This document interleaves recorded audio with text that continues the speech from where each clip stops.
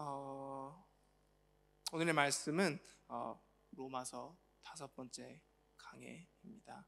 마음의 할례라는 주제로 설교하겠습니다. 제가 어렸을 적에 가끔씩 누나와 함께 혼이 날 때가 있었습니다. 주로 제가 잘못해서였지만 어머님이 저희에게 와서 꾸짖으시며 저한테 잘못한 저에게 왜 그랬어? 왜 그런 거야? 라고 물어볼 때가 참 많았던 것 같습니다. 그러다가 갑자기 옆에 있는 제 누나에게 너는 또 왜 알면서 말리지 않았어? 라고 아무것도 안 한 채 제 누나한테 불똥이 튈 때도 정말 많았던 것 같습니다. 이 첫째의 비애라고 할 수 있죠. 잘못을 하지도 않았지만 방관만으로도 호되게 혼나고 때론 잘못한 저보다 더 혼나기도 한 것 같습니다. 원래 알면서 안 하는 것, 그리고 알면서 하는 것이 더 나쁘다는 것은 누구나 다 알고 있기 때문이죠. 비슷하게 바울이 로마 교회에게 이렇게 꾸짖고 있습니다. 너희는 알면서 왜 그러고 있니? 첫째인 제 누나처럼 유대인이라 함은 먼저 된 자, 영적 형 아니면 영적 누나라고 볼 수 있을 것 같습니다. 저번 주에 말씀 9절 10절 로마서 9절 2장 9절에서 10절 말씀을 보면 악을 행하는 각 사람의 영에는 환난과 공고가 있으리니 먼저는 유대인에게요 그리고 헬라인에게며 선을 행하는 각 사람에게 영광과 존귀와 평강이 있으리니 또 먼저는 유대인에게요 그리고 헬라인에게라. 그런데 이 로마 교회에 크나큰 문제가 있었습니다. 이 첫째인 이 유대인들이 첫째 노릇을 더 이상 하고 있지 않았기 때문입니다. 우리 17절을 보시면 유대인이라 불리는 내가 율법을 의지하며 하나님을 자랑하며 라고 나와 있습니다. 하나님을 자랑하는 유대인입니다. 우리가 비슷하게 갈라디아서 6장 14절을 보면 그러나 내게는 우리 주 예수 그리스도의 십자가 외에 결코 자랑할 것이 없으니 그리스도로 말미암아 세상이 나를 대하여 십자가에 못 박히고 내가 또한 세상에 대하여 그러하니라. 예수님이 나의 오직 자랑거리라고 고백하고 있는 것일까요? 이 첫째들이 우리가 다 알듯이 유대인들의 마음은 이러한 겸손함과 주님을 사랑하는 마음에서 우러나오고 있지 않았습니다. 반대로 유대인들의 자랑하는 것은 율법을 주신 하나님이 아닌 그것을 받은 자신을 자랑하고 높이고 있는 것입니다. 이어서 18절 보겠습니다. 율법의 교훈을 받아 하나님의 뜻을 알고 지극히 선한 것을 분간하며.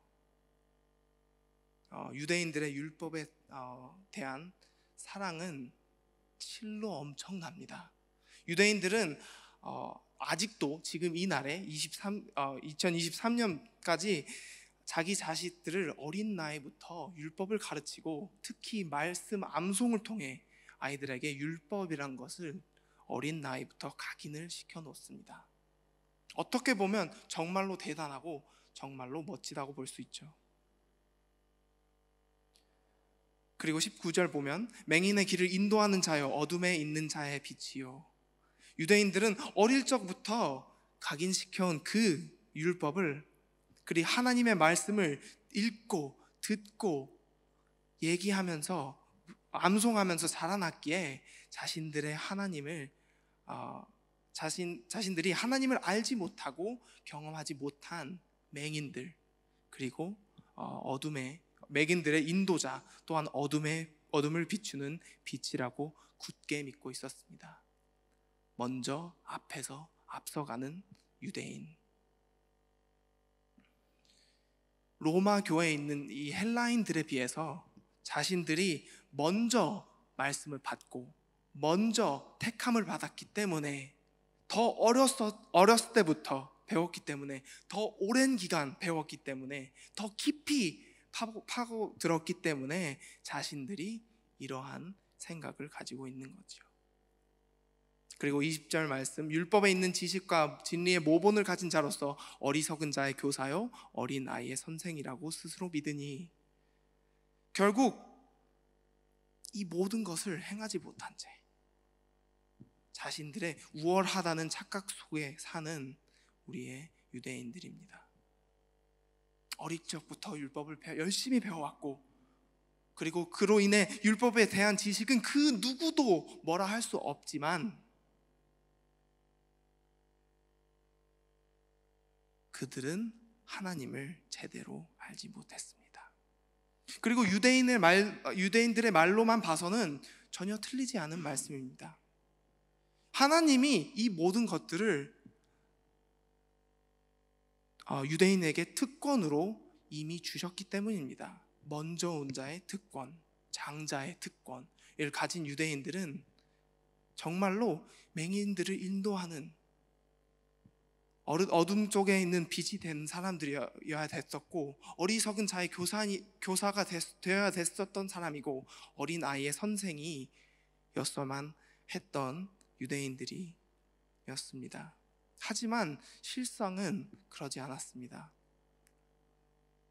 21절 말씀 보시면, 21절, 22절 말씀 같이 보겠습니다. 그러면 다른 사람을 가르치는 내가 내 자신을 가르치지 아니하느냐? 도둑질하지 말라 선포하는 내가 도둑질을 하느냐? 간음하지 말라 말하는 내가 간음하느냐? 우상을 가증히 여기는 내가 신전 물건을 도둑질하느냐?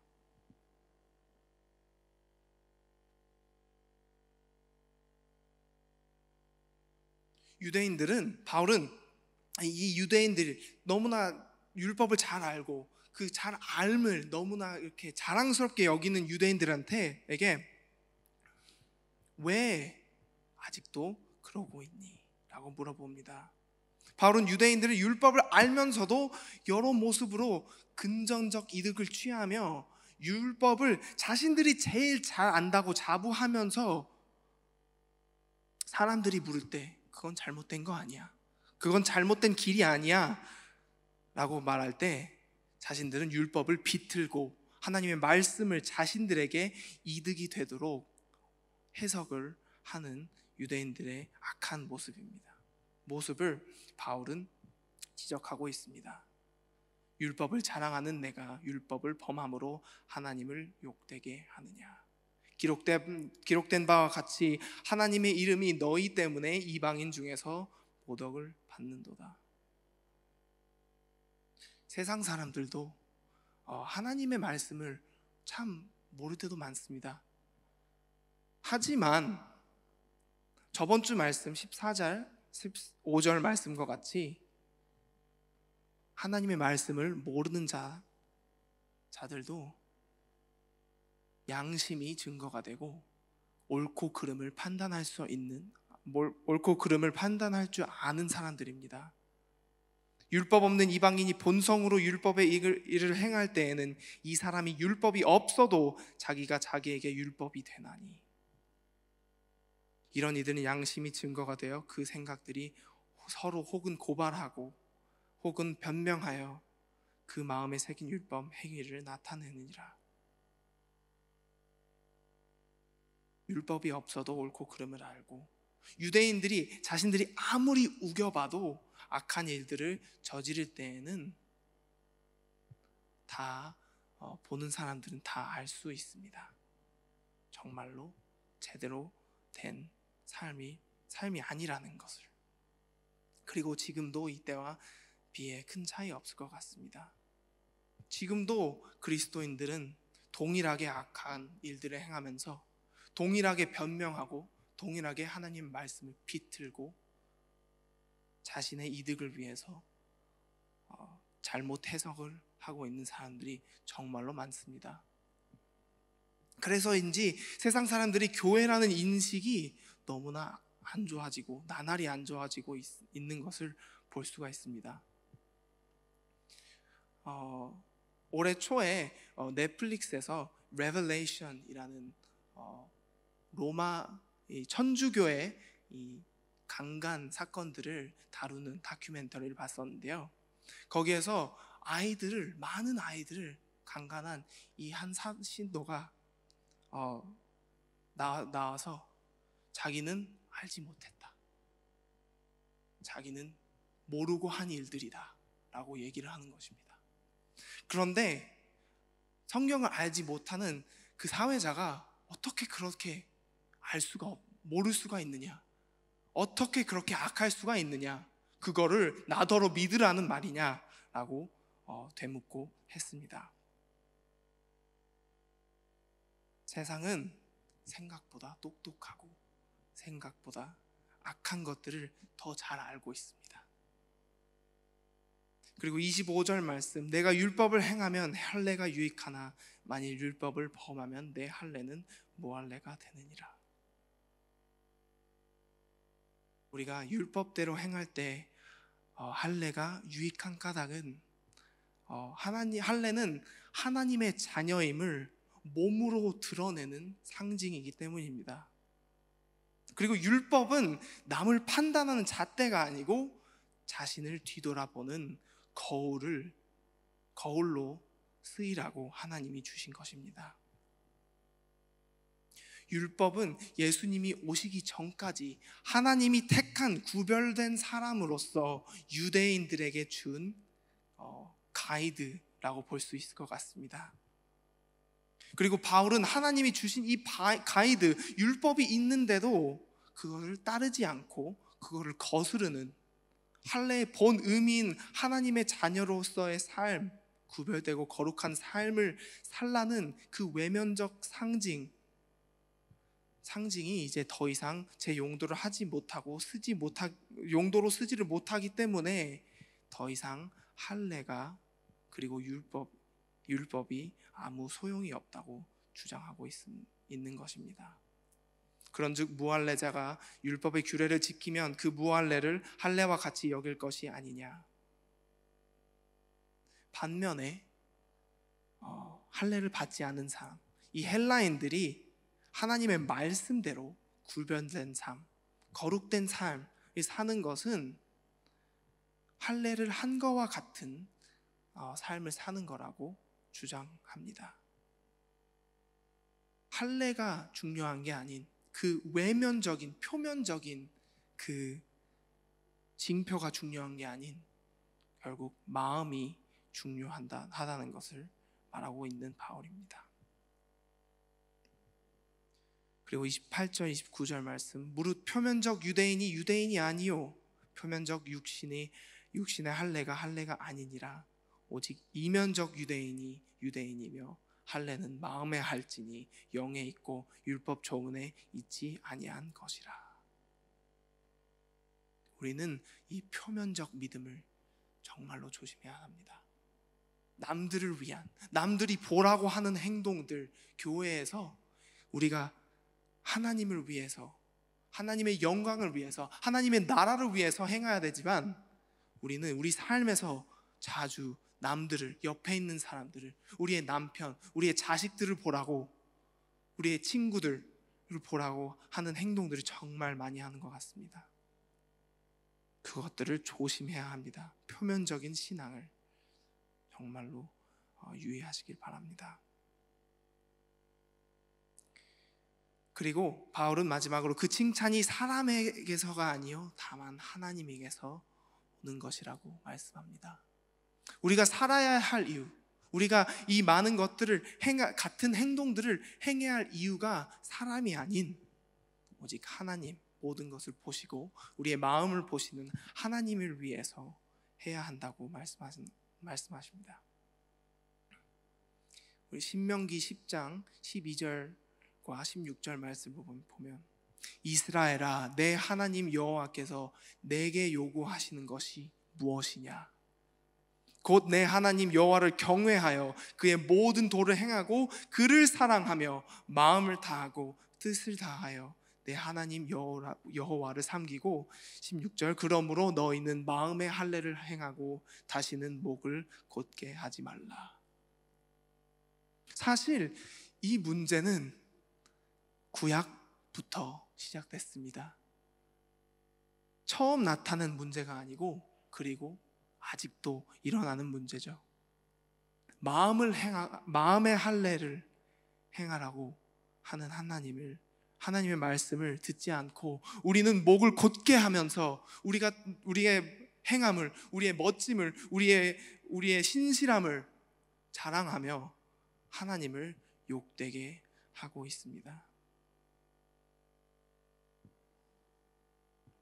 하지만 우리는 그것을 조심하고 우리는 그 반대로 행해야 합니다. 하나님을 온 마음 다해 사랑하고 우리의 이웃을 우리의 몸같이 사랑하는 것, 그 말씀을 주신 예수님의 말씀을 기억해야 합니다. 그리고 그리스도인으로서 우리가 먼저 된 자들로서 우리 지금 이 삶에 행해야 할 일들이 있습니다. 왜냐하면 먼저 된 자들, 첫째들은 그만큼 책임이 있기 때문입니다. 우리한테는 전도할 책임, 가르칠 책임, 인도할 책임이 있습니다. 어린 아이들을 가르치고 모르는 사람들을 교회에 부르고 그리고 교회에 온 사람들을 양육하고 인도하고 리더십으로 사랑하고 아껴주는 것이 우리의 임무입니다.